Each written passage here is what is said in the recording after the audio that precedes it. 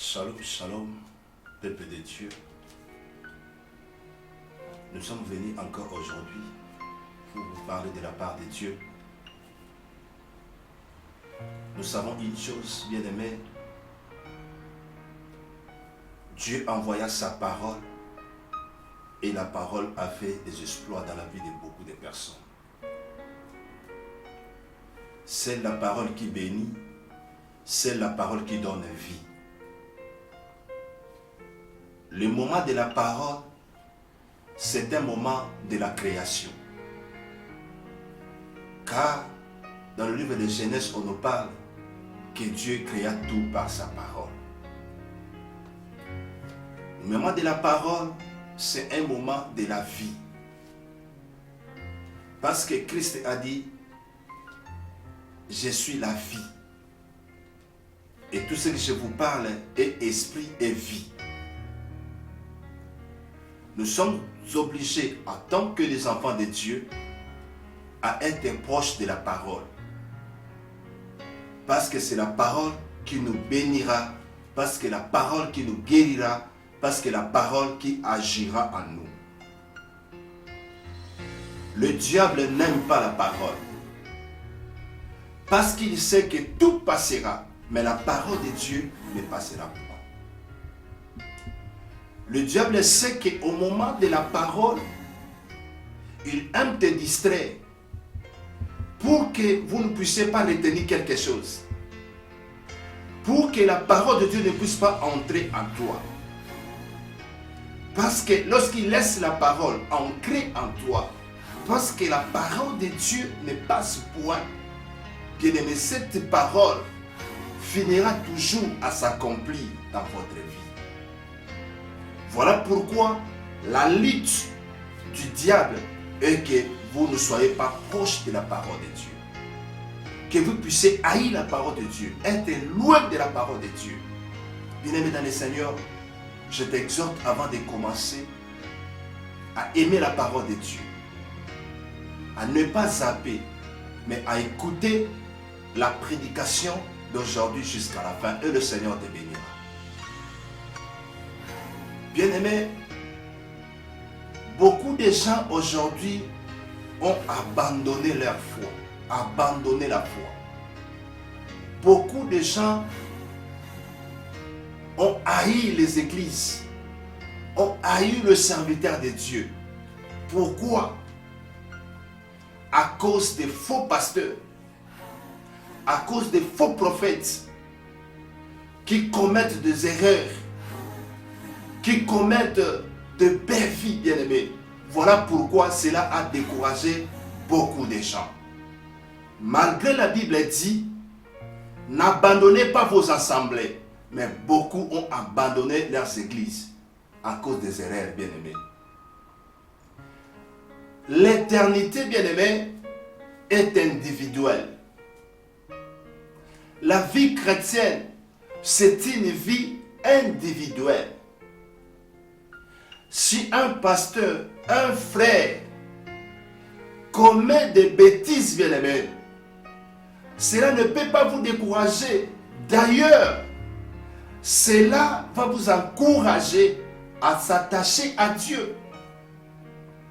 Parce que le Seigneur avait déjà prévu dans le dernier jour, ça ne vous dit pas quelque chose. C'est un signe. Voilà pourquoi aujourd'hui, nous voulons parler de 4 catégories de faux.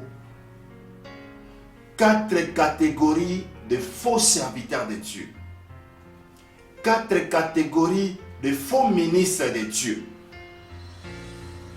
4 catégories de gens qui sont loin du Seigneur. Ou le dernier jour, le Seigneur leur dira, éloignez-vous de moi.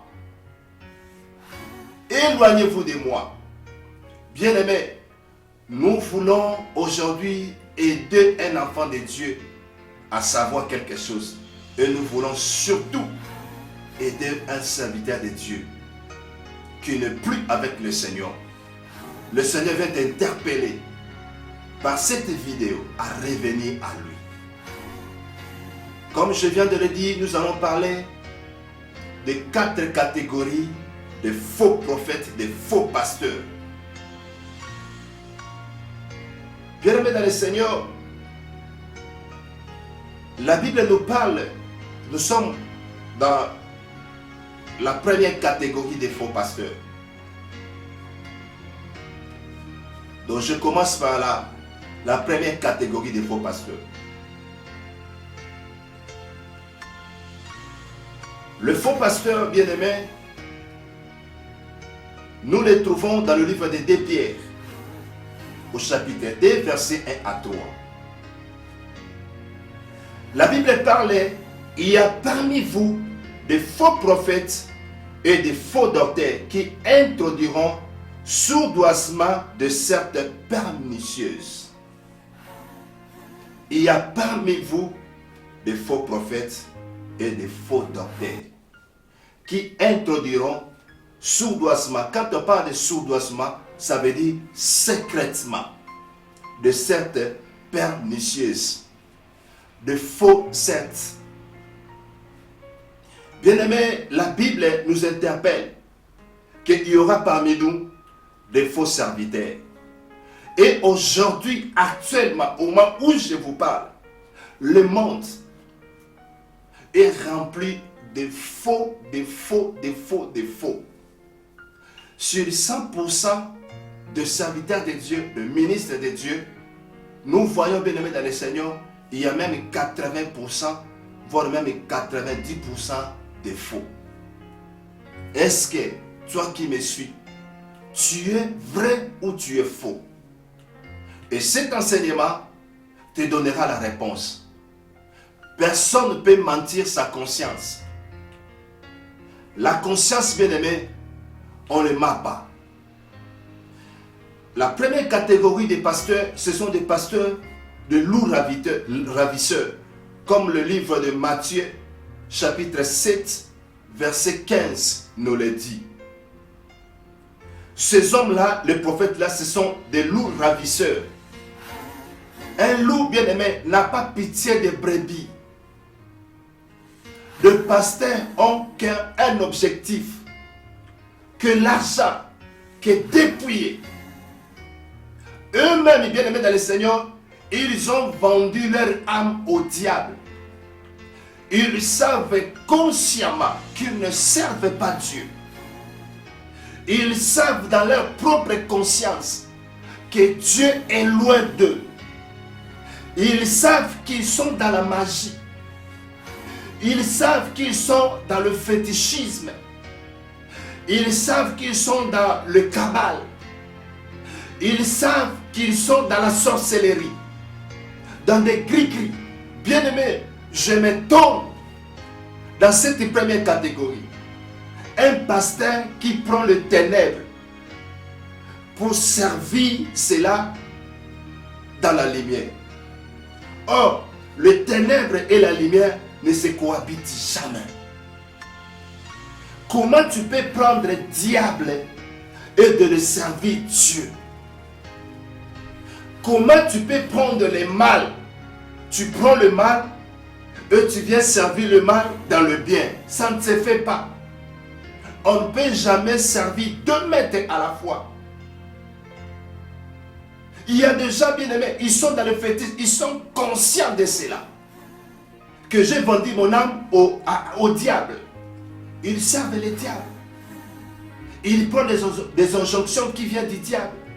Ils sont loin de Dieu. Et dans leurs églises, il y a beaucoup de gens. Pourquoi il y a beaucoup de gens? Parce que ces gens-là savent parler, premièrement. Ils savent séduire les enfants de Dieu par leur discours. Deuxièmement, ces gens-là sont assis sur des prophéties. Ils savent que les gens aiment des prophéties. Bien aimé, les gens aiment lorsqu'on dit que oui, voilà ce qui se passe dans ta vie. C'est la vie de ton père. C'est la vie de ta famille. C'est ta femme qui t'a ensorcelé. Tu es envoûté par ta tante, par ton oncle. Et lorsque le prophète cite même le nom de ton oncle, tu diras que oui, Ça, c'est un homme de Dieu. Bien-aimé, les gens sont captivés par la prophétie. Troisièmement, pourquoi les gens courent auprès d'eux? Parce qu'ils voient de miracles. Bien-aimé, tout miracle ne vient pas de Dieu. Vous devez le savoir. Le diable aussi opère des miracles. Le miracle, ce n'est pas un signe pour que tu dises que oui, là, il y a Dieu. S'il n'y avait pas Dieu, on ne peut pas voir de tels miracles. Bien-aimé, le diable opère des miracles. Vous devez savoir cela, bien-aimé. Ils sont assis sur trois choses. Voilà pourquoi la foule sont autour d'eux. Vous devez savoir, ces gens-là, ils n'ont pas pitié de vous. Tout ce qu'il fait, c'est pour l'avantage du diable. Que ce soit les guérisons, que ce soit des prophéties, que ce soit des miracles, bien-aimés. Cela est toujours en échange de quelque chose de votre vie. Il vous enlève quelques années de votre vie. Il change vos destinées. Il vole, il étouffe vos opportunités. Ils arrachent vos étoiles de vie. Il fait, bien-aimé dans le Seigneur, il vous détruit. Il prend quelque chose de votre vie et vous remplace avec un démon. Vous devez faire très attention. Ce n'est pas n'importe qui que vous devez laisser votre tête, laisser votre main qui prie pour vous. Très attention, bien-aimés. Ils sont nombreux, ces pasteurs, qui ont vendu leur âme au diable. Ils sont conscients qu'ils sont des serviteurs du diable. Voilà pourquoi ils savent qu'un jour, ils seront en enfer. Voilà pourquoi ils n'ont pas pitié de vous. Ils sortent avec vos femmes. Ils sortent avec des sœurs de l'église. Ils sortent avec des sœurs jeunes, des vierges à l'église. Ils dépouillent votre argent. Ils aiment prêcher que la prospérité. Lorsqu'ils font des appels de fonds, les gens se lèvent pour donner. Pourquoi? À cause des fétiches. Ils vous envoûtent, bien-aimés. Ce ne sont pas des églises, ce sont des temples de démons. Voilà la première catégorie des faux pasteurs. Bien-aimés, nous sommes dans la deuxième catégorie des faux pasteurs. Nous allons lire la Bible dans le livre de Jean au chapitre 1er et verset 1er. Jean 1, verset 1. La Bible dit, au commencement était la parole était avec Dieu, la parole était Dieu. Je le répète, la parole était Dieu. La deuxième catégorie des faux prophètes, ce sont des prophètes, ce sont des serviteurs de Dieu, des ministres de Dieu, des prédicateurs de l'évangile, qui ne sont pas conformes à la parole de Dieu, qui ne sont pas un avec leur prédication. Or, nous avons Dieu et nous avons la parole dans Jean 1.1. Dieu et la parole sont un. Indivisibles. Ils sont un. Lorsqu'on voit Jésus, on voit la parole. Lorsqu'on écoute la parole, on écoute Jésus. Ils sont un. Inséparables. Jésus est conforme à sa parole. Jésus, Dieu est fidèle à sa parole. La deuxième catégorie de faux pasteurs, ce sont des pasteurs qui ne sont pas conformes, avec la parole de Dieu. Ils ne sont pas avec leur prédication. Comment un pasteur qui prêche la repentance, mais lui-même, il n'est pas passé par la repentance. Comment un pasteur qui parle de ne pas commettre l'impudicité, mais il est dans l'impudicité. Comment un pasteur qui dit qu'il ne faut pas faire telle chose, mais lui-même se retrouve dans la chose. Comment un pasteur qui exhorte, qui prêche à l'église, il faut avoir des problèmes. Lorsque les membres de l'église ont des problèmes, il vient à côté des membres de l'église, il les exhorte, il faut avoir la foi. Frère, il faut se maintenir, il faut supporter. Mais lorsque le pasteur lui-même, il a un problème, toute l'église vont savoir que le pasteur a un problème. C'est maintenant l'église, les fidèles qui exhortent le pasteur à croire. C'est maintenant l'église qui dit au pasteur, pasteur, toi qui nous prêches la foi. Pasteur, toi qui nous prêches. Pasteur, toi qui nous dis. Pourquoi? Il voit que le pasteur est abattu. Le pasteur ne croit pas. Comment toi tu prêches aux gens? Toi tu ne mets pas la parole que tu prêches même en pratique. Comment tu peux prêcher? Tu dis que je prêche pour l'église. Bien aimé, il ne faut pas me suivre. Mais il faut suivre ce que je vous parle. Bien aimé, tu es faux pasteur. Tu es faux prédicateur. Tu es un faux ministre de Dieu. Tu dis aux enfants de Dieu de ne pas te suivre. De suivre seulement ce que tu parles. Ça veut dire, ta parole est une bonne parole, la parole de Dieu. Mais ce que tu fais, ce n'est pas bon. Donc toi et la parole, toi et tes prédications ne sont pas un. Donc tu es dans les faux. Bien aimé dans le Seigneur, tous les fidèles doivent savoir quand même la vie de leur pasteur. Quand tu es un membre d'une église, tu dois quand même comprendre. Comprendre quand même la vie de ton pasteur. Mais quand tu vois la vie de ton pasteur, ce qu'il vous prêche ne concorde pas à sa vie. Il est contraire à sa parole. Il est contraire, bien aimé, à ses prédications. Pourquoi les suivre? Il est faux pasteur. Bien aimé, dans le livre de 1 Corinthiens 11, verset 1. 1 Corinthiens 11, verset 1 nous le dit. Ça, c'est Paul qui nous le dit.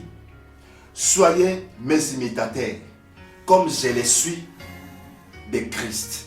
Paul appelle le chant, appelle ceux qui les écoutent à être leur imitateur. Pourquoi? Parce que Paul sait que ce qu'il fait est bon, ce qu'il prêche est bon. C'est la parole de Dieu. Paul est conforme à ses prédications, à ses enseignements. Voilà pourquoi il appelle les gens de l'imiter. Est-ce qu'aujourd'hui ton pasteur peut s'élever et dire, soyez mes imitateurs?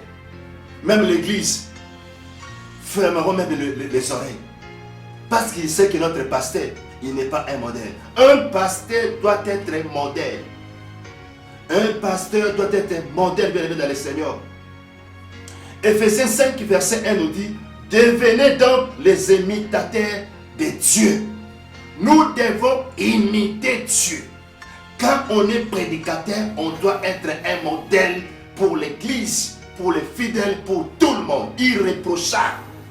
Ce que tu prêches, cela se retrouve dans ta vie. Quand tu prêches sur la foi, on sent que notre pasteur a la foi.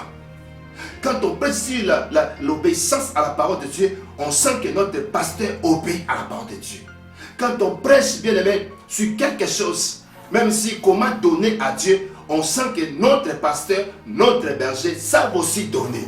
Être conforme à la prédication, à la parole. Être un avec la parole. Un prophète et un avec la prophétie. Jésus et la parole sont un.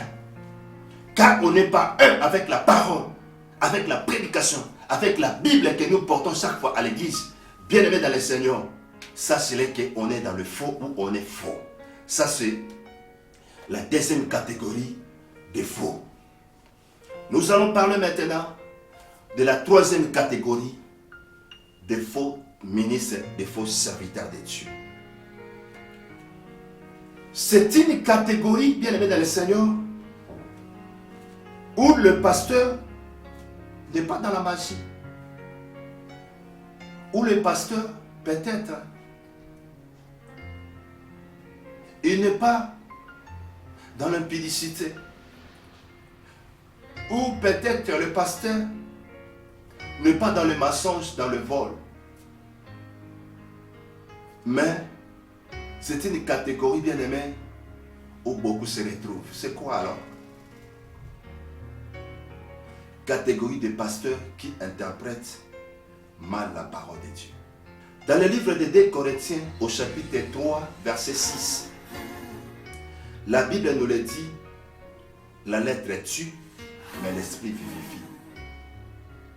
Il y a des gens qui interprètent que la lettre. Il y a des gens qui font que la traduction littéraire. Quand la Bible parle de vin, ça veut dire le jus de vie. Il faut boire parce que c'est le vin. Sans savoir le vin signifie quoi, sans savoir la volonté, sans savoir la pensée de Dieu Pourquoi il ne s'est pas posé des questions. Pour lui, c'est l'interprétation littéraire. C'est ça, l'interprétation même de la parole de Dieu. La parole de Dieu, bien aimé dans le Seigneur, c'est la lettre. Mais nous devons avoir l'esprit de la lettre. Ça veut dire la révélation de la parole. Si nous lisons dans le livre de Psaume 119, verset 130, nous le dit. La révélation de tes paroles est claire et donne l'intelligence au sein. La révélation de tes paroles. La parole de Dieu, sa révélation est claire et donne l'intelligence. Bien-aimé dans le Seigneur, ce n'est pas la lettre.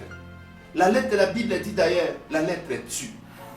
Mais c'est l'esprit, c'est la révélation qui donne vie. La Bible parle, bien aimé dans le livre d'Osée, mon peuple meurt parce qu'il manque la connaissance. J'ai toujours dit, la connaissance qu'on nous parle dans le livre d'Osée, ce n'est pas seulement la connaissance des Écritures. Parce que le diable connaît les Écritures. Les démons connaissent les Écritures. Les sorciers connaissent les Écritures. Mais la révélation, c'est autre chose. Mon peuple meurt parce qu'il manque la révélation de la parole. Parce que c'est la révélation qui donne vie. La révélation qui donne vie, bien-aimé. Sans la révélation de la parole, bien-aimé, vous n'aurez pas la vie. Voilà pourquoi, jusqu'aujourd'hui, les enfants d'Israël attendent le Messie. Or, le Messie était déjà là. Leurs yeux étaient bandés. Pour eux, lorsqu'ils parlent le Messie, le Fils de Dieu, le Sauveur, il devait descendre comme ça. Mais parce que le Sauveur est né d'une femme, non, il n'est pas le Messie. Nous, on attend un autre Messie. Pourquoi? Ils ont manqué quoi? La révélation. La révélation donne vie, mais la lettre ne donne pas vie. Il y a des pasteurs qui prêchent que la lettre. Bien, mais autrefois, j'avais souligné ce point. Dans le livre de Genèse, au chapitre 37, 38, voire même jusqu'à chapitre 41, on nous parle de l'histoire de Joseph. Mais l'histoire de Joseph, beaucoup de gens prêchent que sur les songes. Mais l'histoire de Joseph ne nous parle pas sur les songes. C'est ça les récits. C'est ça interprété d'une manière littéraire. Cela ne donne pas vie. L'histoire de Joseph nous parle de deux choses. La première des choses, l'histoire de Joseph nous parle de Jésus. Joseph est le type de Jésus-Christ. Joseph était jeté, vendu par ses frères. Jésus aussi était tué, rejeté par ses frères. Joseph se retrouva où? En Égypte. C'est là où Joseph donna vie. C'est là où Joseph sauva l'Égypte et les autres pays. À cause de quoi? À cause des révélations qu'il avait reçues. De même, Jésus, il est venu chez les siens ne l'ont pas reçu. Mais à tous ceux qui croient en son nom, il leur a donné le pouvoir de devenir enfants de Dieu, d'être sauvés. Ces siens l'ont rejeté. Jésus est allé en Égypte, Joseph. Jésus est allé où? Chez les nations, pour donner vie aux nations. Jésus est chez nous les nations. C'est ça l'histoire de Joseph, nous parle de Jésus-Christ, la vie de Jésus-Christ. Ça c'est la première des choses. La deuxième des choses, l'histoire de Joseph nous parle de la fidélité de Dieu. Dieu est fidèle à sa parole. L'histoire de Joseph ne nous parle pas sur les songes. Comme vous avez l'habitude de prêcher, ça c'est l'interprétation littéraire. L'histoire de Joseph d'Ezéma nous parle sur la fidélité de Dieu. Lorsque Dieu promet, lorsque Dieu parle, il finit par réaliser sa parole. Tout passera, mais seule la parole de Dieu ne passe point. Dieu avait promis à Joseph que tu seras élevé. Dieu avait promis à Joseph que tu régneras. Il a parlé à Joseph par des songes. Mais cette révélation, cette vision que Dieu avait donnée, la parole que Dieu avait montrée, bien-aimé dans le Seigneur, à Joseph dans le songe, s'est accomplie en Égypte. Dieu est fidèle à sa parole. L'histoire de Joseph nous parle de la fidélité de Dieu. Ne nous parlez pas sur les songes. Les songes, on peut les soulever entre parenthèses. Si vous prêchez ce passage, si vous prêchez sur l'histoire de Joseph, on peut soulever les songes. Bien aimé, il faut considérer aussi les songes. Mais l'histoire de Joseph ne se limite pas sur les songes, comme les gens se poumonnent pour prêcher cela. Parle de la fidélité de Dieu. Interpréter la parole de Dieu d'une manière littéraire ne donne pas vie.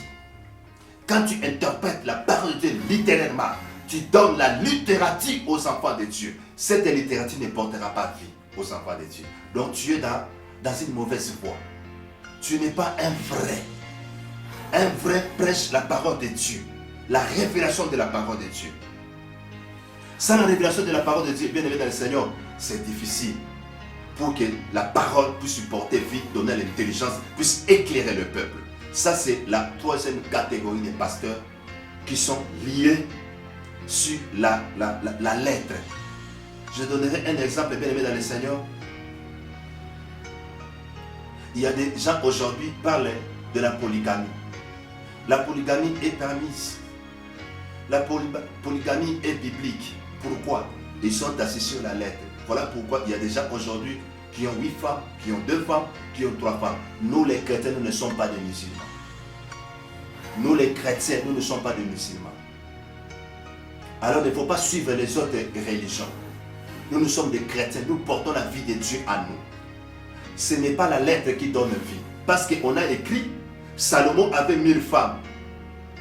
Et tu n'as pas vu là où Dieu l'a condamné, là où Dieu l'avait réprimandé. David avait plusieurs femmes. Ça, c'est la lettre. Oh, Moïse avait 2 femmes. Il avait Séphora, il avait aussi l'Éthiopienne. Oh, Moïse est polygame. Voyez Abraham, notre père de la foi. Il avait aussi des femmes. Agar et Sarai. Bien-aimé, est-ce que tu connais la volonté de Dieu? Oui. On voit qu'ils étaient des polygames. Mais cette histoire, leur histoire, nous parle autre chose. Ne nous parle pas de la polygamie. Je donnerai un exemple de Salomon. La Bible dit que Salomon avait 10 femmes, avait 1000 femmes. Est-ce que c'est possible un homme normal avoir 1000 femmes? Bien aimé, en ce moment-là, toute femme que le roi a touchée, personne ne peut les toucher jusqu'à sa mort. Il est considéré comme la femme. Toute femme que le roi a touchée, même une fois, personne ne peut lui toucher encore. Il est considéré comme propriétaire privé du roi.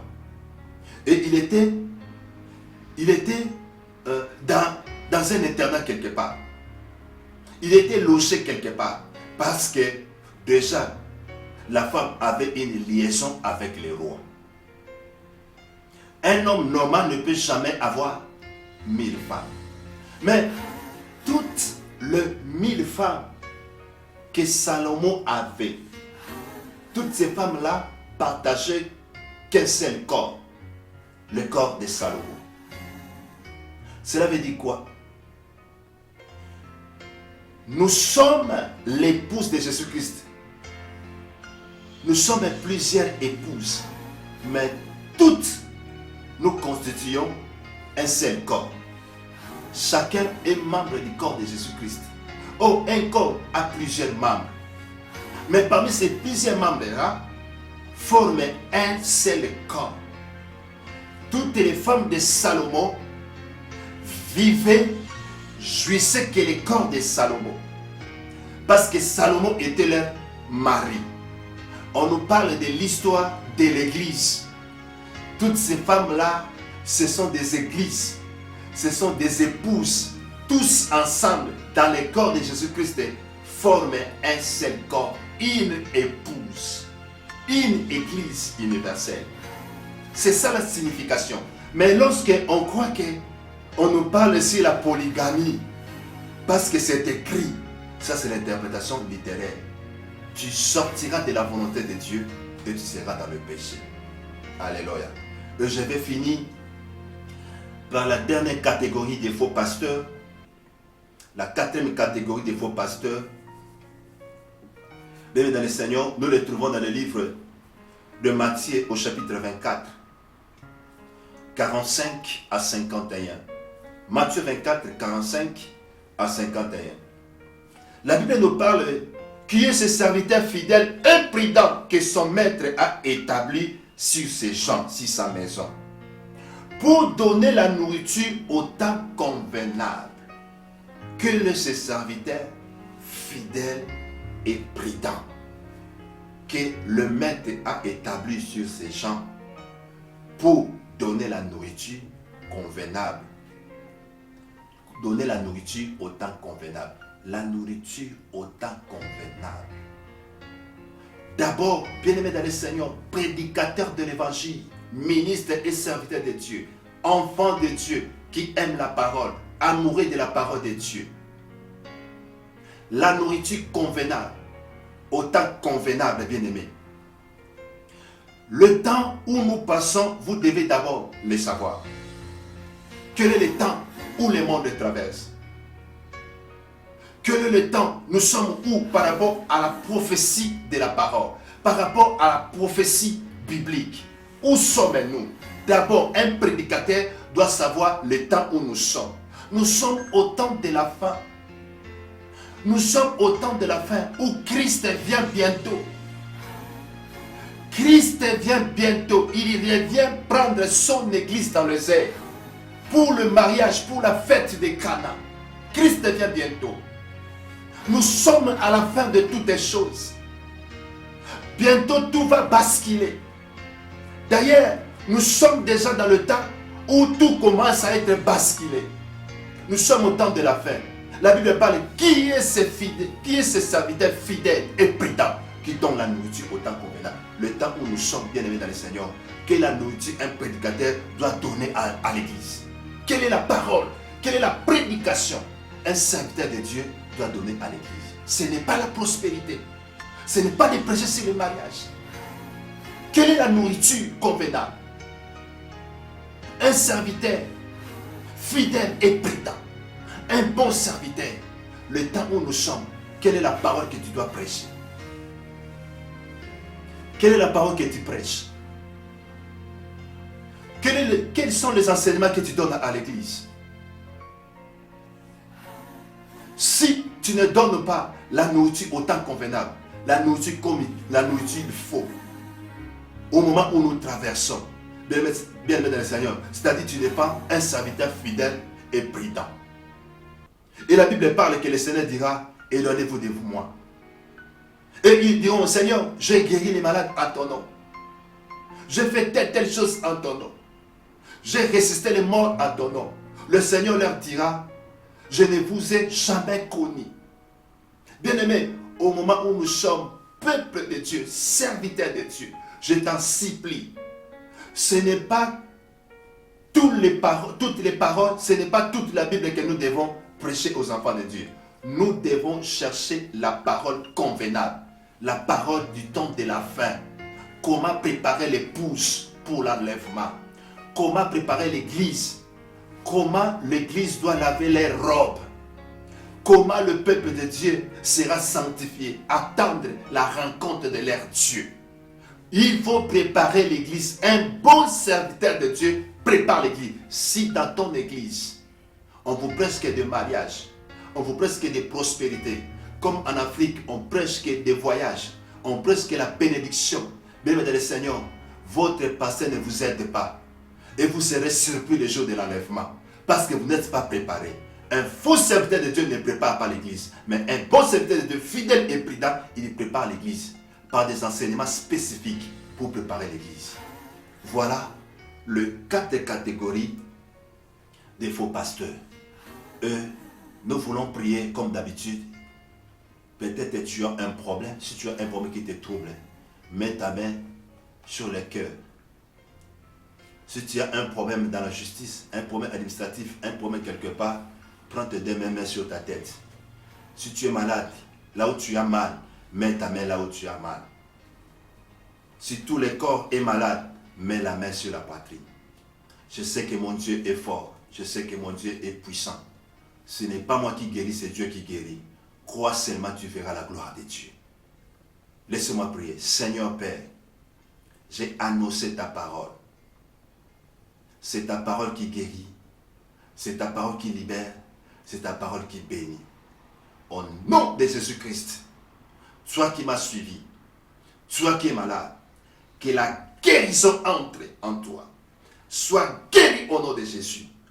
Toi, démon, qui trouble la vie de mon frère, qui dérange les affaires de ma sœur, au nom de Jésus-Christ, je te donne, quitte mon frère, quitte ma sœur au nom de Jésus-Christ de Nazareth.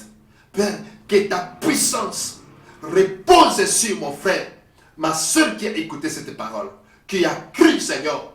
Il a fléchi les genoux pour prier ensemble avec nous. Que le miracle commence dans sa vie, que le changement entre, afin qu'il croie que Jésus-Christ est Seigneur, Jésus-Christ est Dieu, Jésus-Christ est tout. Père, je te bénis, je te glorifie, parce que tu as donné gloire à ton nom. Au nom de Jésus-Christ, nous venons de prier. Amen. Que Dieu vous bénisse.